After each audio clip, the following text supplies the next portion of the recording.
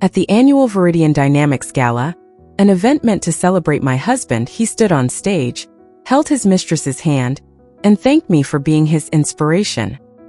He had no idea that this so-called inspiration was about to become the architect of his ruin. From my table I smiled, a carefully constructed expression of wifely pride. To the hundreds of people in that grand ballroom, we were the ultimate power couple. He was Leo Vance, the charismatic CEO, and I was Amelia, his quiet, supportive wife. Tonight, he was being honored as Innovator of the Year for a breakthrough he didn't create.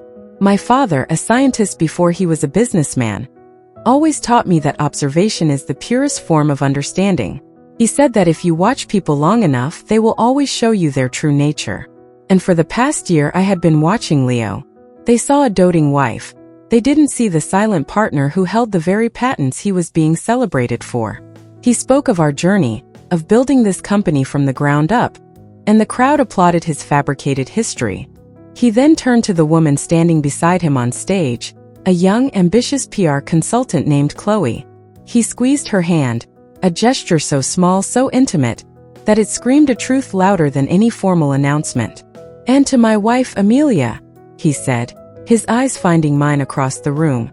"Thank you for creating the space for me to achieve all of this." The room erupted in applause again. But that night I wasn't watching my husband. I was observing a man beginning a chain of events, a karmic equation that he could never hope to solve. And I, the quiet observer, was the only one who knew the final answer. That cold clarity I felt during the gala wasn't sudden. The first crack in our perfect facade didn't appear like a lightning strike. It was a hairline fracture, almost invisible to the naked eye. It began 6 months ago, with late-night board meetings that were nothing more than hushed whispers into his phone in the study. Then came the scent of a perfume that wasn't mine clinging to his suit jacket, a scent he dismissed as just something from the office. I am a terrible liar, but Leo, I discovered, was an exceptional one. My initial reaction was a spiral of self-doubt. Was I not interesting enough anymore? Had I become too absorbed in my own architectural blueprints? For weeks I tried harder. I planned romantic dinners, but he would cancel at the last minute. I wore the dresses he once loved, only for him to not notice. Each attempt was a small, quiet heartbreak, a paper cut on the soul. My father once took me to see an old, abandoned factory he was thinking of buying. He pointed to the crumbling brick and the vines overtaking the walls. "Everything is impermanent, Amelia," he had said. "You can't stop a river from flowing, and you can't stop people from changing. Peace doesn't come from building dams to hold on. It comes from understanding the current." My first instinct was to build a dam, to confront Leo, to demand, to cry. But my father's words held me back. Instead, I began to observe, not as a wife watching her husband, but as a scientist studying a volatile element. The proof I needed didn't come from a dramatic text message. It was a receipt from a high-end jeweler for a diamond necklace, categorized under client entertainment, in an expense report I wasn't supposed to see. I had never received it. The pain was sharp, yes, but beneath it was a strange, liberating clarity.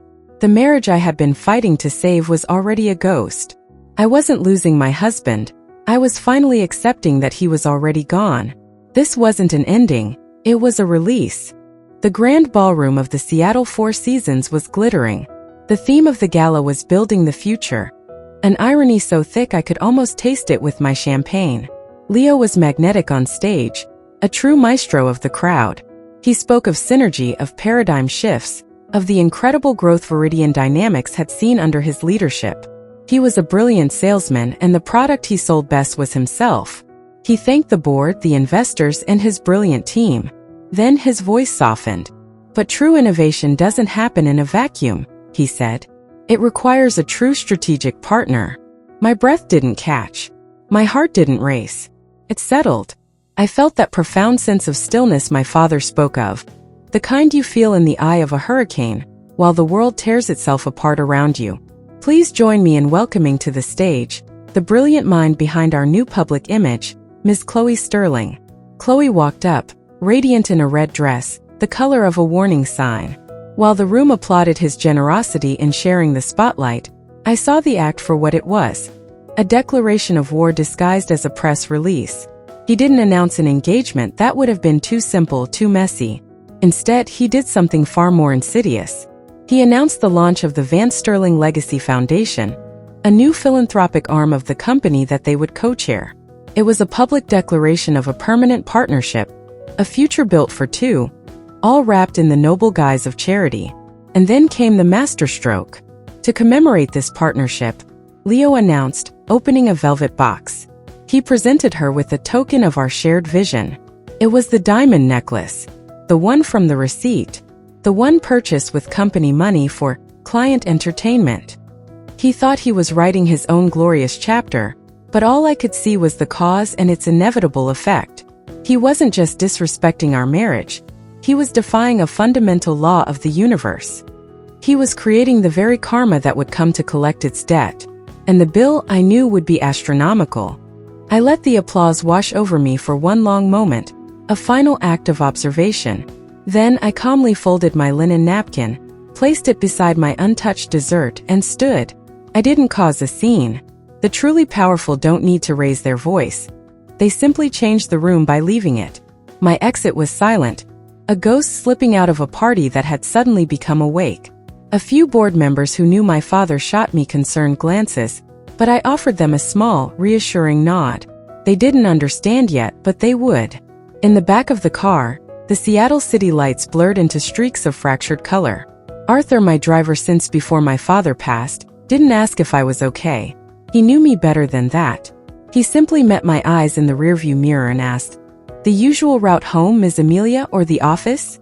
That one question was all the confirmation I needed. "The office, Arthur," I replied, my voice perfectly even. My hands weren't shaking as I pulled out my phone. They were perfectly still. I found David Chin's number. He answered on the first ring. "Amelia," was all he said. There was no panic in his voice, no confusion. Just the calm efficiency of a plan years in the making finally being activated.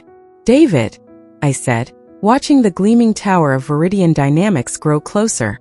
"It's time. Activate Chimera Protocol." There was a beat of silence, not of hesitation but of acknowledgement. "Understood," he replied. The call lasted less than 10 seconds. In that time, with two simple words, I had signed my husband's corporate death warrant. He was still on stage, bathing in applause for a foundation built on lies, completely unaware that the foundations of his own world had just been turned to dust. The karmic equation was now in motion, and I was no longer just the observer. I was the force ensuring it would be solved. The private elevator opened not onto a lavish office, but a minimalist command center Leo never knew existed, tucked away in the building's sublevels. David Chun was already there, a single tablet illuminating his stoic face. He nodded as I entered. No words were needed. On the central screen was a complex diagram, a web of corporate entities and legal trusts. This wasn't a plan for revenge. My father never dealt in base emotions. This was a system of checks and balances. He called it the Chimera Protocol. "A company is a living thing, Amelia." I remember my father telling me years ago, standing over these same blueprints. But sometimes a parasite attaches itself. You don't burn down the whole forest to kill one parasite. You create an ecosystem that is uninhabitable for it. The Chimera Protocol was that ecosystem. Viridian Dynamics, the operational company Leo ran, didn't actually own its most valuable assets, the patents. The patents were held in a separate private trust one controlled. Leo's company merely licensed them. That license agreement contained a hidden founder's legacy clause. It was a morality clause disguised in 100 pages of legalese. It could be triggered by gross misconduct, including proven infidelity that damaged the company's reputation or attempts to defraud the primary shareholder, me. When triggered, the licensing fees would retroactively multiply 1,000-fold, creating an instant, insurmountable debt. It was designed to turn the company Leo thought was his prize into his own financial prison, forcing it into insolvency and allowing the trust to legally seize all liquid assets to pay the debt. My father had designed it with Leo in mind, not because he disliked him but because he saw his potential for hubris.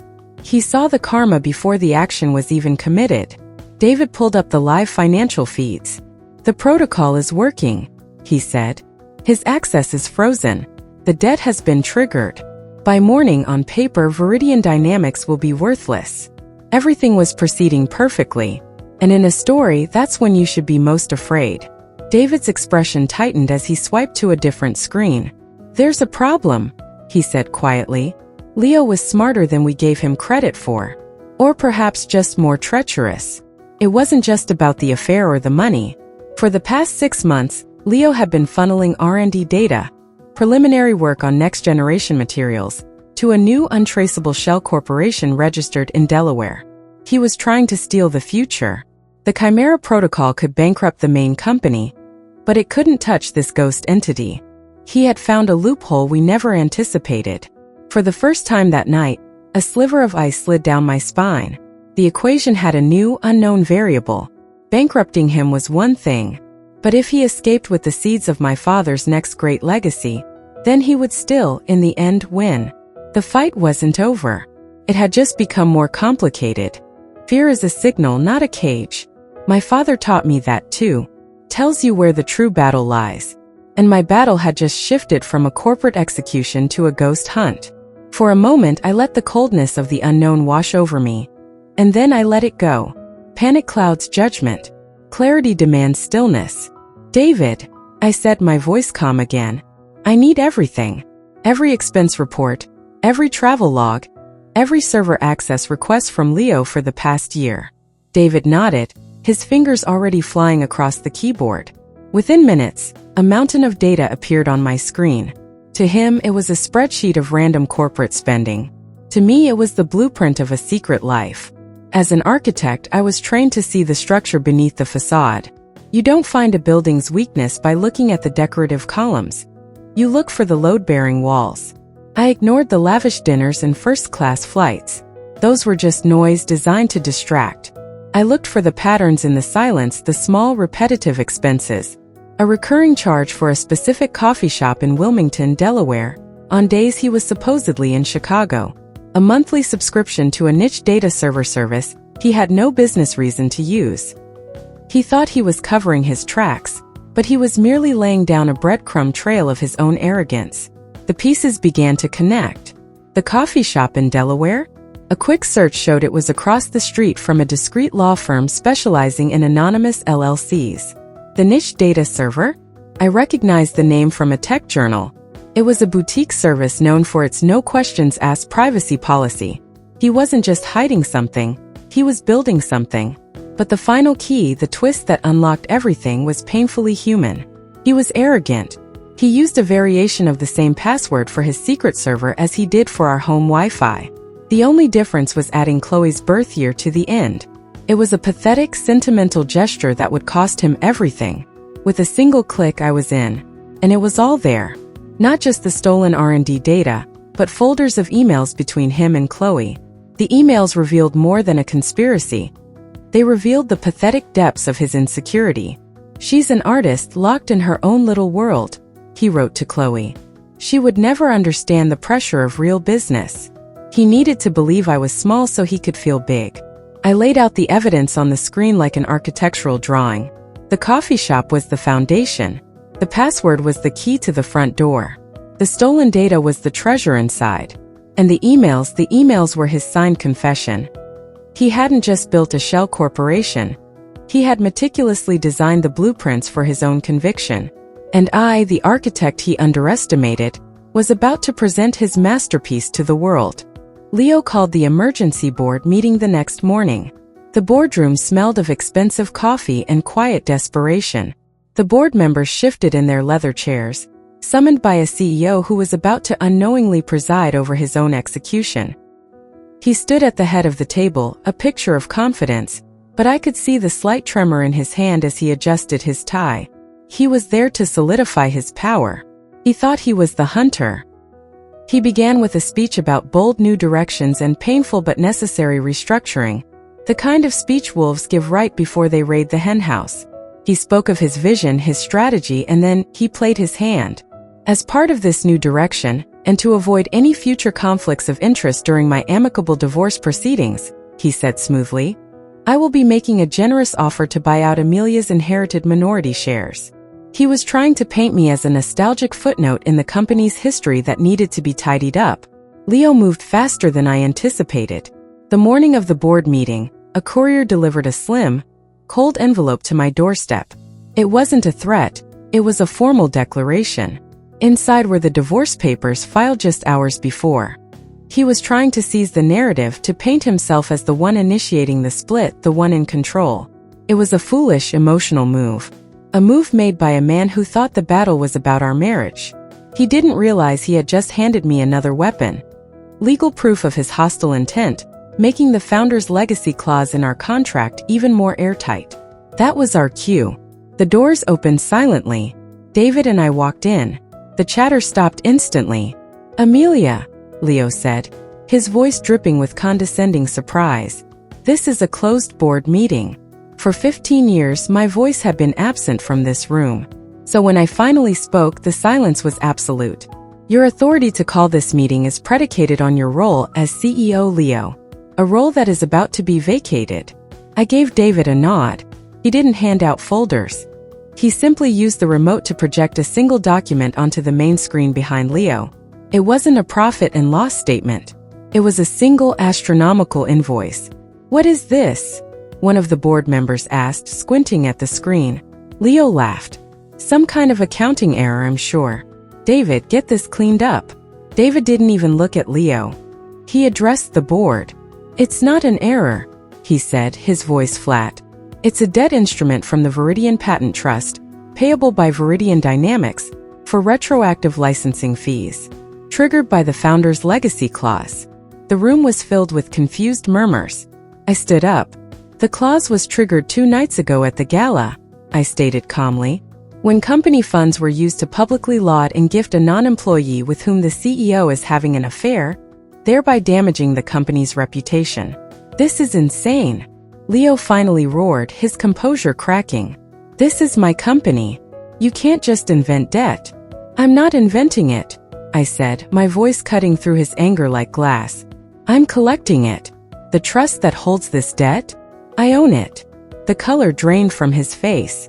But I wasn't finished. "And the operational company that now owes my trust an unpayable sum?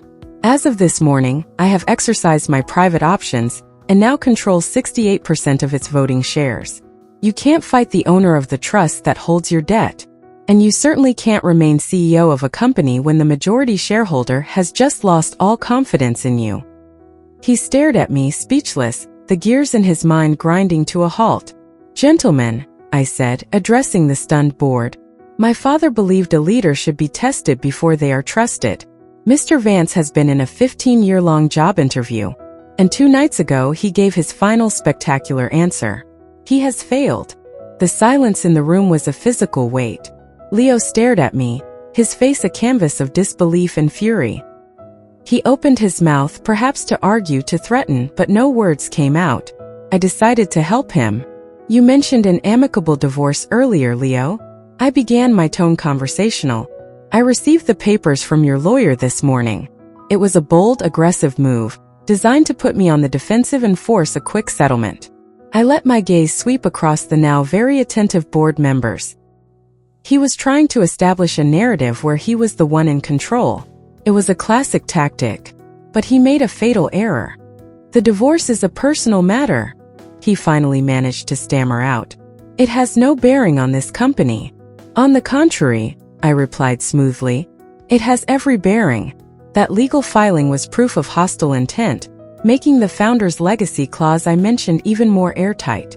But you're right about one thing. The divorce is no longer the main issue." I nodded to David again. The screen behind Leo flickered, replacing the invoice with the blueprint I had assembled the night before. The shell corporation, the law firm in Delaware, the stolen data. Every secret transaction was laid bare for the world to see. "As an architect, I appreciate elegant design," I said, walking slowly towards his end of the table. "And your secret project, Innovate Next LLC, was almost elegant, Leo." I could see the panic rising in his eyes. I revealed how I found it, piece by painstaking piece. "The password to your private server was Chloe plus her birth year," I said, my voice dropping slightly. "A rookie mistake, born from a need to impress the mistress with a secret only you two shared." "Pathetic," a board member gasped. But I wasn't finished. This wasn't just about a breach of contract anymore. Gentlemen, what you are looking at is not just an affair. It's felony intellectual property theft, corporate espionage, a conspiracy to defraud this company and its shareholders. I turned to our stoic CFO. David, what is the standard federal sentence for conspiracy to commit IP theft involving trade secrets valued at over $50 million? David didn't blink. Between 10 and 15 years in a federal prison, Ms. Turner, depending on the prosecution's findings regarding the conspiracy. Leo's face was a mask of pure terror. The fight had drained from his eyes, replaced by the primal fear of a trapped animal. The boardroom, his kingdom, had transformed into a courtroom, and the verdict had just been read. I leaned forward, my voice now a near whisper that carried across the silent room. The Chimera Protocol was designed to handle a parasite. It was a corporate solution for a corporate problem. But for criminal conspiracy, we have a different protocol. It involves a conversation with the U.S. Attorney's Office. And David has already scheduled that call. Leo didn't leave the boardroom under his own power. He was escorted out by two discreet security guards who appeared as if from nowhere. The board members, my new board members, avoided his gaze, suddenly fascinated by the grain of the mahogany table. The expected emotion after a total victory is elation, a surge of triumphant adrenaline. I felt none of that. Instead, a profound quiet settled over the room, the silence after a storm has passed. As security led him away, he looked back at me one last time. I was prepared for hatred, for a final cursed glare. But I didn't see a monster. I saw a child. I saw the bewildered terror of a man who had built his entire identity on a fragile scaffold of lies, only to watch it all disintegrate in a single morning. He wasn't a king dethroned. He was simply a man lost and terrified, a victim of his own insatiable ego. David remained by my side, his tablet chiming softly with updates. The dominoes began to fall before Leo's elevator even reached the lobby. Chloe Sterling just submitted her immediate resignation via email, David said, his voice neutral.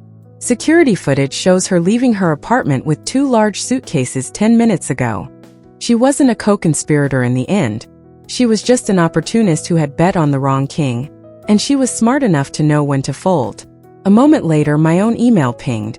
It was from the board member who had laughed the loudest at Leo's jokes an hour ago. The subject line read, "Absolute support for your decisive leadership." It wasn't loyalty. It was fear. I knew the difference. I walked to the floor-to-ceiling windows, looking down at the city below. I didn't see him as the man who betrayed me anymore. I saw a soul trapped in a cycle of its own making. A cycle of greed, desire, and the desperate need for validation. He was a prisoner of the very things he chased. The satisfaction wasn't in his ruin. The satisfaction came from the restoration of balance. The karmic equation had been solved, the debt paid in full. My part in his story was over. And for the first time in years, I felt the quiet, expansive peace of true freedom. A week later, the financial world had given me a new title, the Ice Queen of Wall Street, the ruthless strategist who staged a brutal corporate coup. I would read the headlines on my tablet and laugh. They had the facts right, but they understood nothing of the truth. They wrote about my power, my wealth, my cold efficiency. They never wrote about my peace. Leo wasn't defeated by my plan. He was defeated by his own attachments. His attachment to power made him blind to the warnings. His attachment to his ego made him underestimate the quiet woman who organized his life. His attachment to a fleeting desire for a younger woman made him reckless. He wasn't a victim of my ambition. He was a casualty of his own spiritual poverty. My father had built a system to protect his legacy, and Leo, through his own actions, had willingly walked into it. He had forged the key to his own prison and then locked himself inside. On Friday, David came into my office. He placed a final slim folder on my desk. "This is the referral to the U.S. Attorney's Office," he said, his voice even. "The evidence of IP theft and conspiracy is undeniable. With this," he paused, "he will almost certainly face jail time." This was it, the final nail in the coffin, the pound of flesh everyone expected me to take. I picked up the pen, its weight heavy in my hand. I thought of the years of lies, the public humiliation, the legacy he tried to steal. And then I thought of the look in his eyes as they led him away, not of a villain but of a broken man. I pushed the folder back across the polished desk. "No," I said softly. David looked at me, his expression unreadable. "My goal was never to put him in a cage, David. It was to remove the parasite from the host. He is already living in a prison of debt, shame, and a shattered identity, a prison he built for himself. Any further action from me would not be about justice. It would be an act of attachment, an attachment to his suffering. And I am done with attachments." David Chun, the man who had served my father for 30 years, looked at me, and for the first time a slow, genuine smile spread across his face. He saw that I had not only inherited my father's company, but his wisdom. By refusing to sign, I wasn't forgiving Leo. Forgiveness is for him. This was for me. It was the final act of cutting the cord, of freeing myself not just from him, but from the very cycle of revenge itself. His karma was his to carry. My path was my own, and it was now finally clear. 6 months later, the Viridian Dynamics Tower looked the same from the outside, but inside everything had changed. The first thing I did as CEO wasn't to redecorate Leo's opulent corner office. It was to tear down its walls. I replaced them with glass, creating an open, collaborative space that flowed directly into the R&D labs. Leo's leadership was built on the illusion of access, on closed doors and secret meetings. Mine would be built on transparency. We stopped chasing relentless, empty growth and started pursuing sustainable innovation. I funneled millions into green materials research, the very projects Leo had deemed low profit. We became the first tech firm in our sector to offer a 3-month paid compassionate leave for any employee facing a life crisis. The company's stock price, after the initial chaotic surge, stabilized and began a slow, powerful climb. We weren't just profitable, we were purposeful. The business world was confused. They had expected me to be a female version of Leo, aggressive, ruthless. They didn't understand that the most effective way to build something strong is not through force, but with integrity. I walked through the labs one afternoon, watching our young engineers debate over a new biodegradable polymer. They weren't afraid to challenge each other or even me. That was the culture I was building. The media stopped calling me the Ice Queen. They started calling me the Architect. And for the first time in my life, that title felt completely holistically mine. I found myself smiling more. Not the polite, empty smile of a CEO's wife at a charity function, but genuine, unburdened smiles that started from a place of deep contentment. The company my father built was a testament to the power of the human mind. The company I was now leading would be a testament to the power of the human spirit. It wasn't about building a bigger empire. It was about building a better one. Sometimes, after everyone has gone home, I stand in the rooftop garden my father built, looking out at the city lights. They say revenge is a dish best served cold, but I've learned that's a lie told by people who are still hungry for something. The most satisfying meal isn't cold revenge. It's the warm, quiet peace in your own soul, after you have finally learned to let go. My father's true legacy wasn't this company. It was the wisdom that taught me how to free myself. And so I want to ask you this. What is the prison that you are currently holding the key to? What attachment to a person, to a past hurt, to an idea of who you think you should be, is keeping you from your own peace? True power is never about controlling others. It's about liberating yourself. Let us know your thoughts in the comments below. Your story and wisdom matter. For more stories of karmic justice and inner strength, make sure you like this video and subscribe to the channel so you never miss what comes next.